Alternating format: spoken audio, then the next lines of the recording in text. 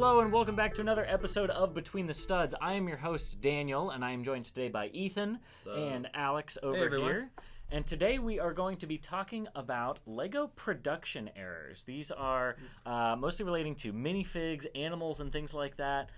Most people refer to these as misprints, but we're not only talking about misprints. We may also be talking about things like mismolds and miscolors and things like that as well. So this is a fascinating topic, mostly for the adult collectors market. Oh, absolutely. Super exciting. There's rare. A lot of resale market It's a big appeal for some to of these.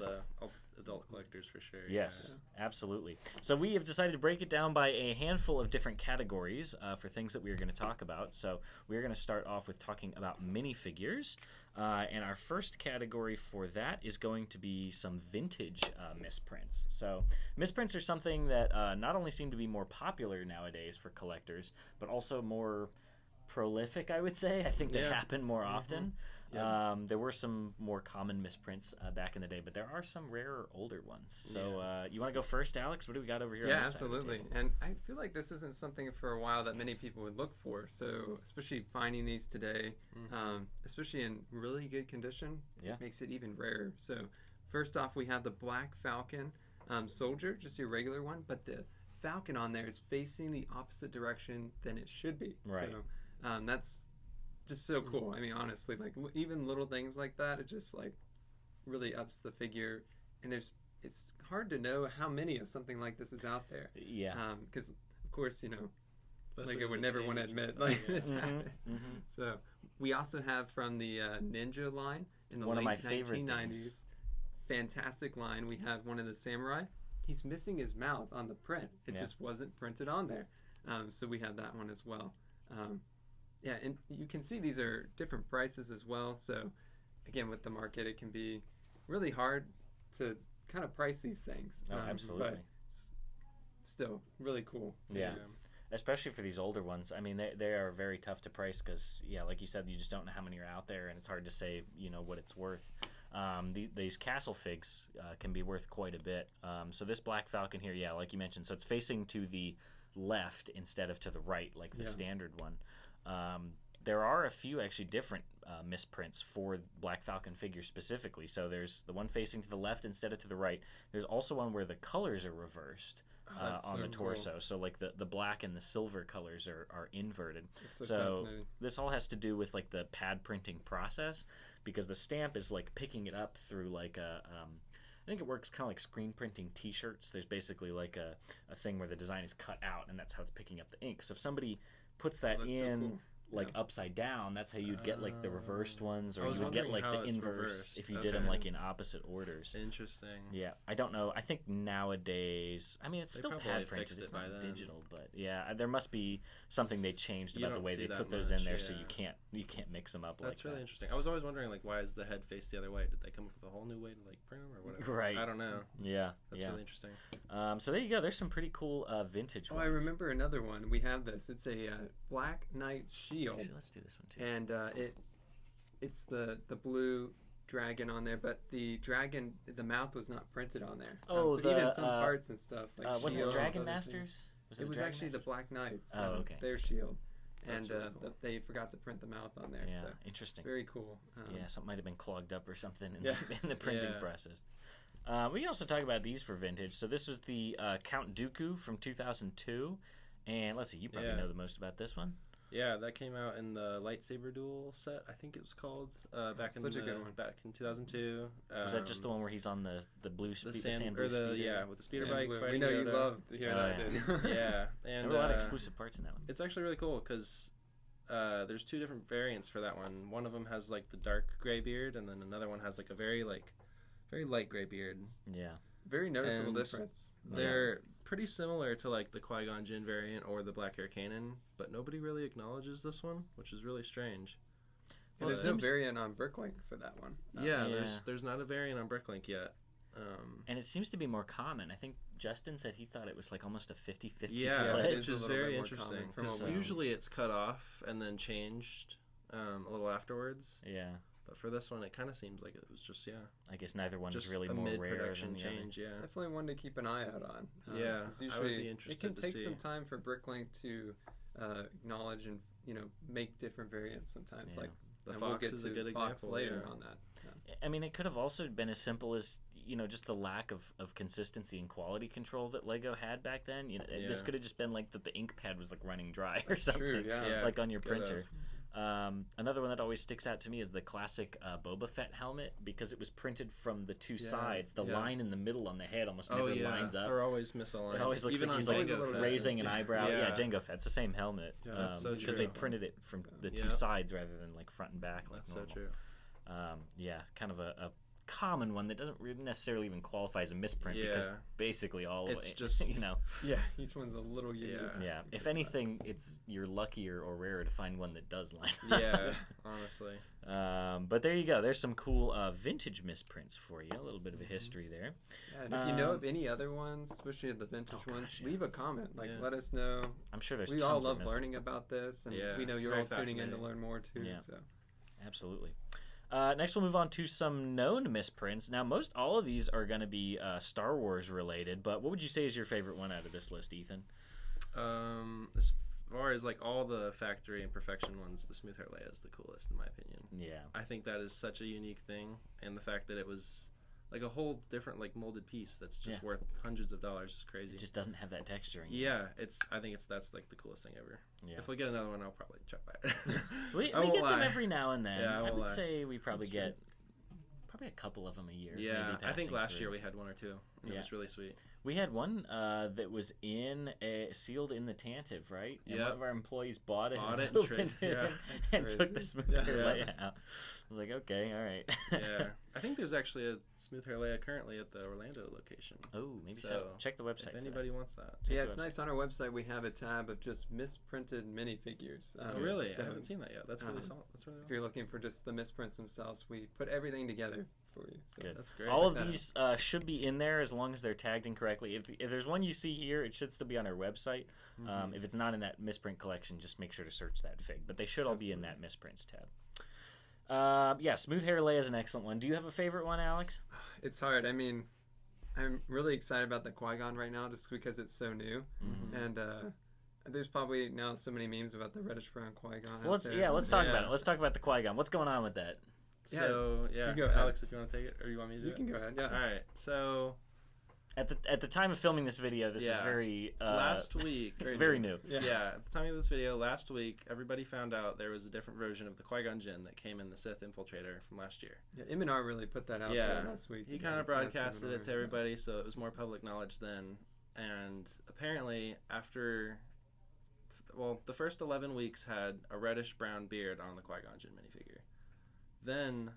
Lego cut it off and changed it to a dark brown beard, and then that was the consistent, more basic, common Qui-Gon Jinn figure that is in the Sith Infiltrator. One of the reasons that this has become a thing right now is because in Europe they released the little poly bag with the Qui-Gon Jinn. Yeah, and I think everybody had the dark brown one because he didn't have the poncho. I think people were kind of looking at the differences. Oh, you're right. There's different versions, here color-wise on the beard, so confirming which one was rare. So I actually went out and bought a handful of that set to try to see if I could find the earlier version, and I found 2 of them. Nice. So that was pretty cool. I was doing a little bit of research on this as well, and I was looking at an article about it. I'm trying to remember who it was from. It was from like Brick Nerd or one of the like more generic kind of blog posting sites, and the article was from 3 weeks ago. So oh, really? I'm guessing it was only because probably Ryan and other actual Star Wars media people started talking about it, and making. Suggesting ideas that this could be, the next Finch Dalla, the next Smooth Hair Leia. Suddenly people cared about it, and that's when it started going up in value. But, it seems like it's been known about at least for a little while. Yeah, it's hard to say how many are out there. This is very new, so keep that in mind with this.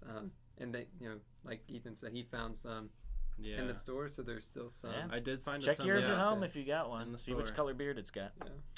Let's see. We talked about Smooth Hair Leia. We talked about Qui-Gon. We got a few others here. We've got the Commander Fox. This is a crazy one to me. I can't believe this one's worth as much as it is. Yeah. So the only difference between this version of Commander Fox and the standard one is that there's a small semicircle on the torso above the belt that is light gray or light bluish gray. And it's either, on the standard version of the fig, the semicircle is supposed to be completely filled in. And on the misprint version, it's just an outline. And that's the difference between how much does he go for normally? I think a little over $100, maybe a little under $200. $100. So the misprinted one, still worth a lot of money, but the misprinted one like is crazy. The fascinating thing with this one is it took so long for one Bricklink more of a recent discovery, and discovery. for really the whole Star Wars community to see the difference on this one. So, you said people have only been kind of noticing this and talking it about was it. about 2 years when Bricklink made the two variants. And he came out in based off what it, year? 09 or 8. I think it was 2008. So it took people over basically over a decade to Yeah. figure it out. Really begs the question: how many other variants are out there? Not only of Lego Star Wars, of which most seem to be, that but we can just find variants in general. other ones too. So Well, and really that's the thing. fascinating. Some misprints are totally one of one, like as we'll talk about with like shifts and reversals and things. And then there are ones that are listed as known variants. But like a production change like Qui-Gon, I mean, it could have run for 11 weeks. There could be thousands or tens of thousands of them out there. Yeah. This one you don't know. Again, same thing. If it was an issue with like the pad printing process, it could have been that something went wrong on the line and maybe a dozen figs got through, or 100 of them, and then somebody realized the issue in the factory and corrected it. So you just don't know how many got past QA there before getting out. But another cool story about this one. I was actually working down at the Orlando store when Ryan, our productions, bought one of these from the Orlando store, and I got it out of the case for him. So I sold him his copy of that. Such a good. Who wants to talk about Finch Dallow? That's this cool, is an interesting story. Funny story with this one. So they released the Resistance Bomber, and whenever there's the new movies and they make Lego makes new sets, they just kind of see pictures of things, so they just like concept art. And that's why some things can be a little bit off with these, right? Like the Onyx Cinder color recently being a little different than the show. Bad Batch Shuttle was another one. Exactly, It was a little contentious. All those things. So they put in Finch Dallow, which wasn't, I believe, in that scene specifically. So they changed it there at the beginning, and they put in the correct figure. And so they changed it, and then some had already gotten out there in the sets. So there's only again, we don't know how many are out there, but the numbers comparatively to the other figure are very low. But back in the day, my brother had gotten this set when it came out, and it didn't have the Finch Dallow, but he contacted Lego and was like, "Hey, it doesn't have the Finch Dallow in there," and they just sent it to him for free. Yeah, so there was a brief time period where times you could like do that. where that's crazy. Again, I wonder if you could could do that with Qui-Gon. They probably don't do that kind of thing anymore. I doubt it. I don't think it's distinct enough of a difference. Because this is a little bit different than like a production. That was like a whole figure almost. Error, But they just, because it wasn't just a print; it was a whole head piece. Well, and once it starts going up in value, I'm sure Lego starts getting flooded with requests for that, and at some point they would have to, shut it down. If you caught it early enough and you really complained and you were like, although the box art does show the dark. Dark so brown. they were like, oh no. Because there are some of these which would be depicted, like the Finch Dallow was depicted on the box arts. They changed the box art once the new figure was out. They did change it, yes. Okay. I don't know if there was any overlap in the middle where there might have been like the Light Nougat figure coming where Finch Dallow was still depicted on the box, or vice versa. But there is sometimes a little bit of wiggle room there if you contact Lego support. But like I said, once it starts going on the value, slim chance, less inclined to help you.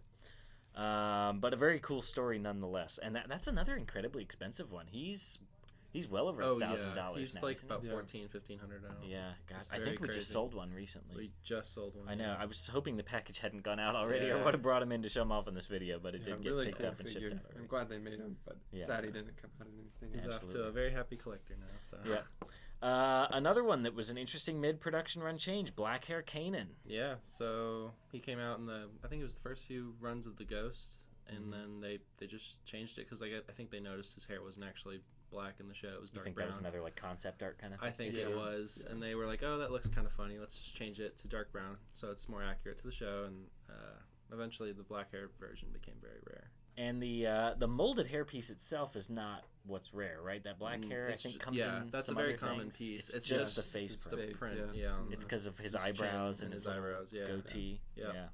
Fascinating. There's just something really fun about having different variants in the same figure. I don't know what it's just cool, especially seeing them side by side. Yeah.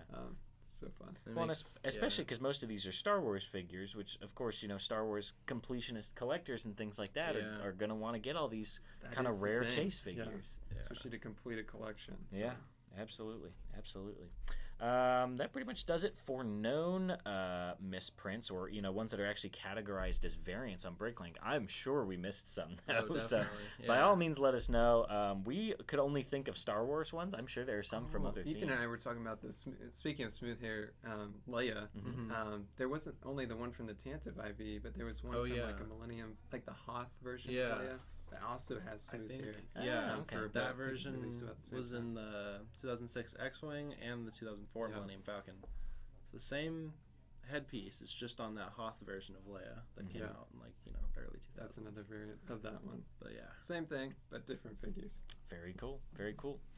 All right, our next category is just sort of like we were talking about, more kind of rare one-off, or not necessarily rare, but more unique one-off misprints. So one of the most common things for misprints, and we get emails and inbox messages all the time saying, is this a misprint? Is this, is this shifted enough to be worth anything? And that's really the deal with misprints, is it has to be significant enough to actually carry any value. We get like minor misalignments and stuff all the time, but you've got to have some pretty significant stuff to carry any value. But yeah, shifts are very common. So you see prints that are shifted too far down or off to one side, basically misalignments is what this category is. So we have a ton of these here on the table in front of us. Anybody, feel free to grab one and talk about it. We've got, I think some of the cooler ones are these light-up figures. Because the heads are not removable on these, they that the heads went to these exact figures because it's all attached. So we've got two of the light up Darth Vaders here. One where his whole face is like kind of slipping off the bottom of his head there a little bit. Really noticeable. He looks very sad. I think that's part of the other thing that makes misprints more valuable, is because they're like unique and one of one. You could it either evokes like a funny like reaction or emotion, or like you could use it in a unique way, maybe in a mock or something, for custom printing purposes. Like Megamind. Yeah, like Megamind. This other one over here, it's one of the color passes. So on some of them, the entire print will be misaligned. On other ones, like only individual color passes will be misaligned.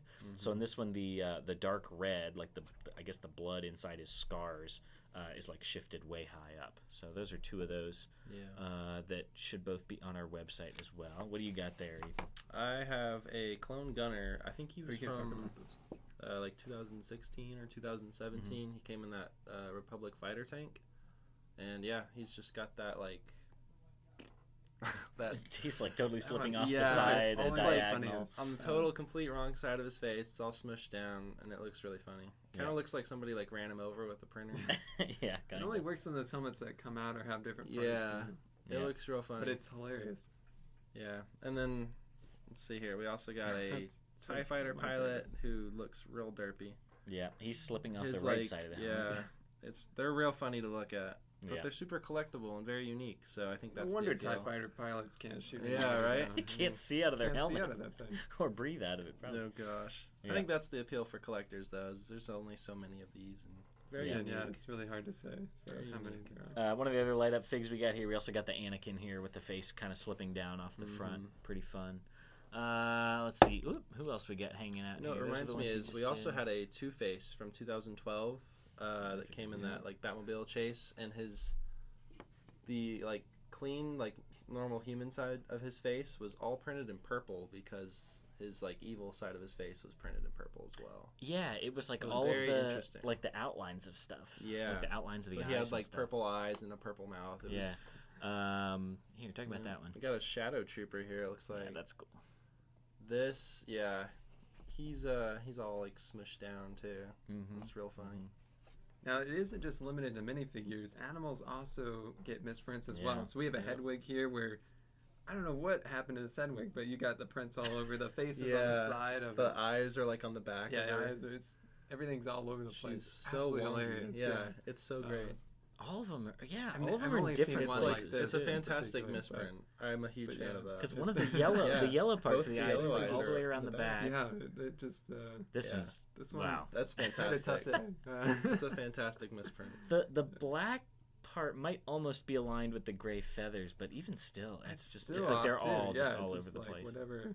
It's a really I'm gonna guess that the piece I'm gonna guess the piece like came out of whatever jig is supposed to hold it, and it was probably just resting in there loose. So every time the thing came down for the different color pass, it moved it in sort of a different, unique way. Yeah, because you can tell even the feathers are like upwards slanted, and they're not how they're supposed to be. Aligned on that one. Here's another very odd animal that we found. So this is the sort of bald eagle molded piece. This one's not a misprint, so to speak, as much as it is a mismold. But the brown, this is supposed to be reddish, standard reddish brown for the wings. But what I'm going to guess happened was maybe they were, flushing the lines of the plastic, and they were like changing colors or something in it, and it resulted in this weird like medium brown kind of color. Light brown, It's clearly not faded because it's totally uniform throughout. There's no like signs of discoloration or anything. It's just a very unusual. And you would know that because it's white on there as well, for different parts of the eagle. So you could tell very easily if that was the case. Exactly, if it had been sun damaged. Yeah, exactly. So very strange. It does clearly say Lego on it, so it's not like it's a fake one or anything. Yeah. The plastic is all good quality. So just a very very strange miscolor there. Yeah, very unique. One more minifigure that we have here. I find this one hilarious. I think this is it's a superheroes figure. Lois Lane. This is Lois Lane, yeah. But her eyebrows are taking off. They're flying away. Her eyebrows are flying away there, yeah. Very odd one. It always makes me laugh when I see it. It's kind of covered by her hair a little bit on the one side. Is it on the back side of her face too? Let's find out. It is not. No, the backside seems to be aligned. Yeah, just the front. And I guess it's because her eyebrows are one separate color. They're not the same color as like her lips or her cheek lines or anything. So that's how just those got shifted off. But that one's good for a laugh. All right, so that pretty much covers it for shifted prints. Next up, we will talk about blanks, or basically entirely missing one prints. More shifted print. Oh, true. Yes. We have I actually found this one in our little pile of clones we have downstairs, where it was a complete 180 on this airborne trooper. Total reversal. And it honestly looks kind of normal until you turn it around and you're like, wait a minute, that's supposed to be the other way. The molding is so, not there at all. Yeah, really funny. This is actually that version that came out in the 2020 Grievous Starfighter, so it was already kind of, unique and cool, but that's wild. Pretty sweet. This is another one. Also, the last clone to come with a waistcape, I will say. There you go. Good little bonus tidbit for that one. This reminds me of the one of the more not common ones, but one that people typically latch onto and like to talk about is the Chewbacca that's printed completely on the back. I think we have gotten one of those in the store before as well. We've gotten, I think, both versions of that. The reddish brown and the new like detailed dark brown one. Yeah. Very crazy. Whatever it is about that part just is easy to get flipped over. But a very cool one nonetheless. I feel like these are a little bit rare when you look at kind of these because especially with production lines, like it's going to be very hard for one to be the wrong way when it's going through. It's a lot easier for something to slip, for something like that. But to be a complete 180, I feel like it's just not. We don't see this as common as like. Even from here, that's the only 180 that we have, I think right now. So I've only ever seen two like 180 ones, and the other one was Hunter, it was Wrecker from the Bad Batch. That was a really cool one, and that was one of our employees got that in a set, and just swapped it out for a new one. It happens sometimes. So there are a lot of parts that come out just totally without any prints, and basically Lego has like quality control and quality assurance that's supposed to catch all of these things before they go out, either by people looking at them and picking them off the line, or I don't know if they're like digitally scanned nowadays. So that's what makes these even rarer. Is this is what not only has been misprinted, but is getting by and sneaking by that quality assurance. So again, we don't know how many are out there, but exactly. That's why a lot of these are pretty unique. They're almost all basically one of one, unless there are some more common ones. But yeah, totally blank ones. So these can show up in sets. They also can be distributed from what's called, some people call them Mexico figs or night shift figures, basically, that are parts that are stamped with the Lego logo, but are technically illicit minifigures that were not supposed to be made in the... allegedly in the Mexico factory is where some of these things get made. But these can be blank parts. We see this a lot with Darth Vader's coming in colors that they're not There's supposed to. Phase 2 clones. I'm trying to remember what else usually comes out in those. There's TIE a lot Fighter pilots. TIE Fighter I think we have a couple hoods that are in a different color. There's a lot of non-Star Wars related parts too. Like there were Batman cowls coming out. That's really cool. One of the most random ones, it was like the Hawkman helmet, I think they were doing. Oh, some really? of those. I haven't seen that. Yeah, so some of these are those more common ones, but some of these older ones are probably more likely genuine, totally misprints. So we have a Phase 1 helmet here. I guess is it the Bomb Squad? Yeah, Bomb Squad. That one we did know it came in sets before things came out of Mexico. Totally unprinted Bomb Squad helmet. That would have been before that. And then this dark orange one here. I know you were talking about this earlier, Ethan. You like that one? It's extremely unique because it was never made in that color, but they just fill in the plastic and then make the mold, and that's what you end up with. So if you were really ambitious, I mean, you could buy one of these if you were like a custom printer and really wanted to custom print something else onto it. But a lot of people just collect these as collectors to have them as a piece of Lego history. Hobby. That one's sort of an interesting hybrid. Ethan, why don't you talk about that one? This is another 501st Trooper, but it looks like just his like cheek lines and like his like respirator lines right there are printed, but the whole like visor and his like blue markings are all missing, so it's very interesting. Which is strange because some of those colors overlap with the colors that would be in the missing part, so it's not like some color passes got done and others didn't. I'm gonna guess because of the shape of this helmet, that must mean that each of these different locations are printed separately. They must have to do some from the sides and some from the front separately rather than all from one direction. So I'm gonna guess that's how that definitely one of like the most unique misprints we've seen here. For sure. That is a very cool one. Very cool one. Yeah. So let's see. We talked about missing color passes and wrong colors. Yeah, that Two-Face one. Another one we don't have any examples of, but sometimes you get misprints that are a design that is printed on the totally wrong color part. So you might get minifigure heads printed on like a random, like a blue one instead of a light nougat or something like that. So you see these, I would say even more rarely because something would have to go pretty significantly wrong in the production process, either like that wrong colored part slipping into a bin of the other color or somehow making its way onto that line or being left over from a previous production run. And then again, that's one that should be even easier to catch. So exactly. I'm sure quality even control. More uncommon than 180. Would be easier for quality control to pull that out. So even rarer to get by for sure. It is kind of a fun thing I did. It's very random, but I did see on the internet somebody had a reddish brown Qui-Gon print on like a dark green head. I've heard about that. And I was like, wow. If the reddish brown's already hard to find, that one's definitely like a one of one. It has to be. That's wild. So that was really sort of cool. A double misprint there. Very neat.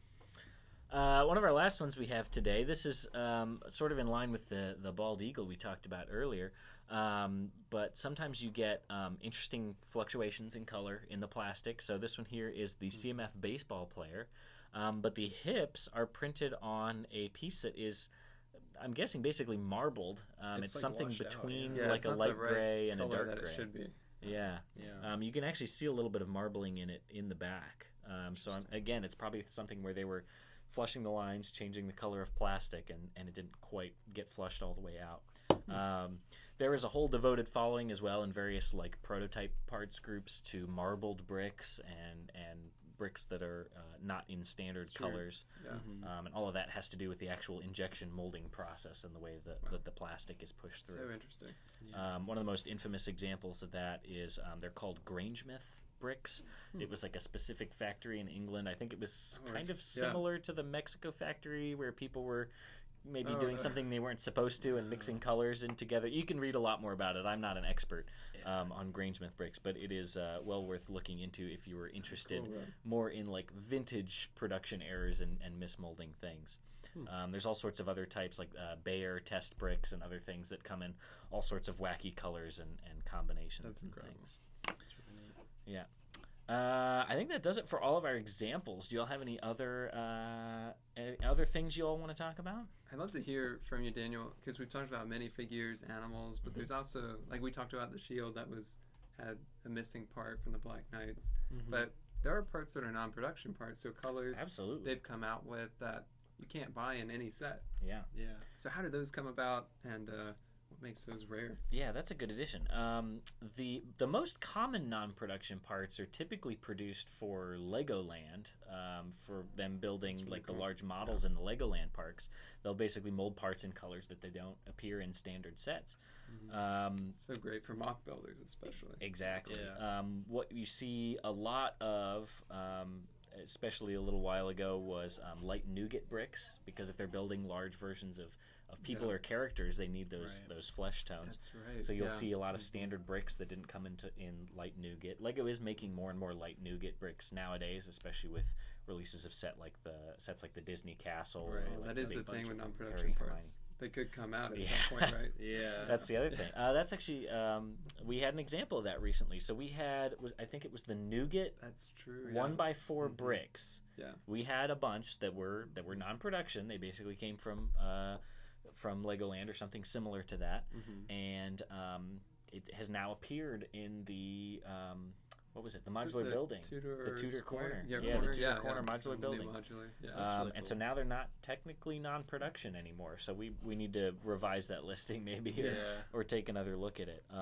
But yeah, tons of light nougat parts. A lot of yellowish green for some reason. I don't know why. Yeah. Could have been a special more common project they were working on. There's some translucent ones too, right? Translucent parts are some of the coolest ones. Those would be my favorites. Yeah. So we've got like some transparent yellow plates, some transparent red, and transparent light blue plates.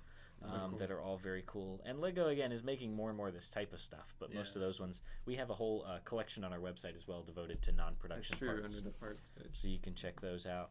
I'm trying to think of what some of my other favorites are. I've got a board at home where I stick them all on there. Some of them are very random and don't even look like they're non-production parts. Yeah, I'll send in the pictures so we can throw it up on the screen here. See a picture. But yeah, tons of cool non-production parts. One of the coolest ones I have is a vintage one that I had to get for my Citron monorail. It's the 2x2x5 lattice pillar piece, which is already not a super common part. It's most common in red. It also comes in black and light gray. But I needed them in yellow and white for the Citron monorail. I've never seen any produced in white, as far as I know, but I was able to get 7 of them, which was incredibly expensive. Wow. Didn't you get them from like Germany or Europe somewhere? Right? There was a Bricklink seller in Germany. He has some listed in other colors too. He has some listed in brown and blue, and I want to say a couple other colors, but I can't recall. But same thing. It's cool to see like vintage ones. They're molded though. He didn't just paint them or anything. No, they're totally molded. Wow, that's really cool. Somebody's guess was like that they were using them in yellow, probably for like construction cranes or something. In Legoland over there back in that time period. The reason we see more of it nowadays over here is because back then we didn't have Legoland parks in the United States. Yeah, that's true. Even the one in California.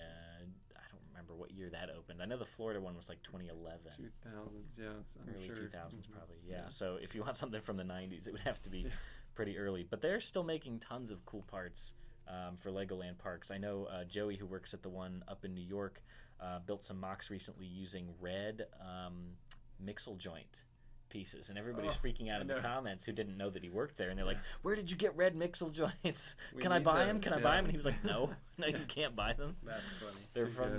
They're produced exclusively for Legoland. Master model builders for them to use all the colors of that part. They have tons access of cool to everything of everything. Yeah, so be sure to check out our non-production parts on our website as well if that kind of stuff interests you. Or if you're in the store, we have a whole section for that. That's true. They're a little pricey, but that's because they're very rare and hard to come by. Did you have anything else to add? You're our parts manager. What other kind of either mismolds or other things? I guess we should also talk about like short shots and long shots. Do you know much about this? I don't know. Do you want to? So when like a Lego mold gets either too much plastic put into it or not enough plastic, you can get ones that basically it looks like a part, but it's not complete. It's like missing part of it. Looks like someone took like a bite out of it or something. Right. It might look like a broken part at first glance, but if you look at the edge of it, it'll be like smooth and shiny.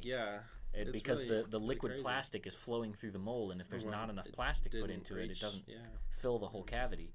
And then long shots would be the opposite of that. Too much plastic gets put in and it kind of spills out the sides. Wow, I haven't seen those. I think I have actually seen that on some older 80, 90 parts sometimes. Yeah. But I would always just like clip it off. Right. It would look like, because you get like model kits or something. If you've ever built like a model kit, you get that all the time. And you take a little X-Acto knife and you just trim off. What have I done? That was a rare part. No. I'm not sure those are worth as much. Short shots can be worth a fair bit of money. Again, it's all depending on what it is. Yeah. That would be really cool to find. Like in your Lego box, you just open up and you're like, oh wow. Absolutely. There was another one I found here at the store one time. This was another sort of strange example of a mismold, but basically for some... Okay, so you think about a mold for injection molding. Yeah. For like a standard 2x4, it's like 2 halves of a mold. But for more complicated shapes, there are more like internal moving parts, because if the two molds can't like come together, there may be things that have to move in like from the sides or something, and they call those like multi-stage molds. Or 2 or 3 stage molds, depending on what it is. Wow. And there are some certain parts where those different like moving internal parts can be like swapped or put in backwards, I guess, when they're doing maintenance on the mold. So one example I've seen is the 1x2 hinge brick base. There's like the 2 little clip parts that come out on the front, and sometimes that whole side panel is like reversed on them, which means you can't actually use the hinge brick because it doesn't function, because that internal moving part must have been reinstalled backwards by, I guess, like a mold technician or something. And then one that I found here at the store was the old faucet piece that came out in like the 90s with like the 2 big things on the top and the spigot. The spigot, normally it comes out and it's cut at an angle so that it looks like it's pointing down, but I found a couple of them here at the store where the spigot is pointing up, like the water would come out upside down. So that's crazy. They don't always carry a ton of value, but it's weird to see, production errors to see. It's just a lot of fun. Yeah. Gosh, we just went off on like a whole tangent about actually, when you were talking about that, it made me think about with different components. You know, from the Rock Raiders, of course, the Rock Monster. Found out that like inside of it, there's different colors. There's a bunch of different colors of the piece, the ratchet piece inside of the mold. That you can like take a screwdriver. I keep forgetting to take that apart at home. And there's a few different colors. I don't think this is like a production error, but they just use different colors. Just little things like that are just a lot of fun. Little things that like I didn't know before. And it's just, it kind of elevates the figure, and it's like, oh, can I collect them all? Things like that. That would actually be really cool, because it's like they look normal if you have them all closed up, but if you just take all the tops off or whatever. Colors, I think I remember watching somebody's video about that, and some of them were even like marbled inside. So I don't know if they were maybe just using like not like a recycled plastic, but you know, whatever comes off the Lego factory floor or something, or you know, when there are production errors that are caught by quality assurance, they're typically basically ground back up into pellets and mixed back into the supply. Like that. So it could have been that they were just using like those regrinds of plastic pellets to make that internal component, because it was never going to be seen. Wow. Fascinating history. We just went off so much more. I know. I'm sure there's ones we're missing. I'm sure Absolutely. there's ones we're missing. So let us know in the comments what other types of misprints for minifigures or even other parts and things we might have missed, or specific examples that you've seen in your own Lego collecting or online maybe. Also let us know what other types of production errors you've seen in parts, or like non-production parts, or more one-off unique things like that. So definitely let us know. I'm sure there's tons of stuff we missed, and we love to hear about it and hear your all stories. But thank you all for joining us for another awesome episode of Between the Studs. We really appreciate you tuning in. Be sure to leave a like if you're watching this on YouTube, or give us a review, or if you're listening on one of our other platforms as a podcast, maybe leave us a 5-star review or whatever's applicable for the platform that you are listening on. Consider subscribing to us or following us again on whichever platform you are on. We would really appreciate it. It helps us out a lot. Consider sharing this with a friend as well. Maybe shoot a message to a friend, say, hey, I think you'd enjoy this type of content. We would really appreciate it. So thank you all for joining us, and we hope you take care. We'll see you next time on Between the Studs. Bye-bye, everybody. Hi, everyone. Thank you.